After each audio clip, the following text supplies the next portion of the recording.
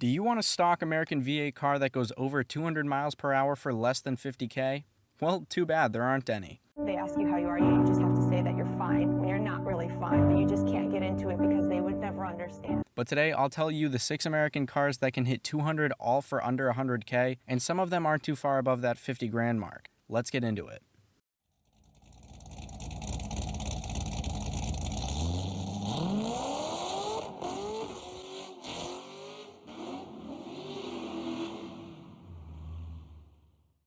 By the way, if your budget's way lower, say 10 grand, and you want to get a great modern American V8 car, I've got a top 10 list for that, so make sure to check it out next, and maybe hit that subscribe button while you're at it.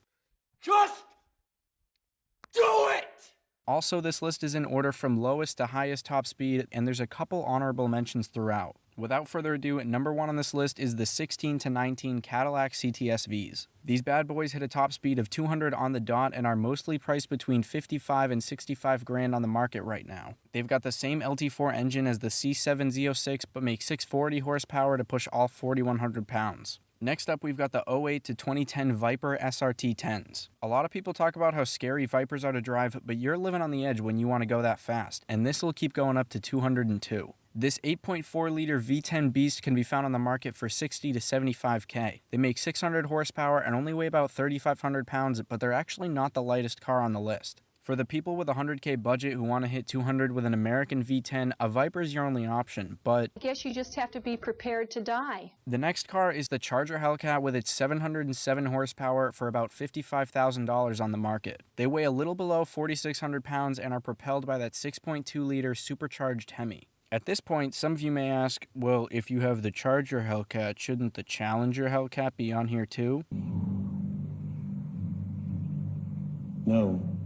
Even Dodge says on their website that the Challenger will reach a top speed of only 199 miles per hour. The Challenger Hellcats are on the market for around 50K, so you could always buy one and tune it with an intake or a smaller pulley for that extra horsepower. But I can't officially add it to this list. I can, however, add the Challenger Redeye, which hits a top speed of 203. They've got 90 more horsepower than a normal Hellcat and are up for 70 to 75 grand. Now, some might say, shouldn't the Superstock be on the list too? No. I didn't add the Superstock because it's not on the road yet, and Superstock tires are limited to 168. But if you got your hands on one and you put some other tires on it, you may or may not be able to hit 200, but I won't say for sure.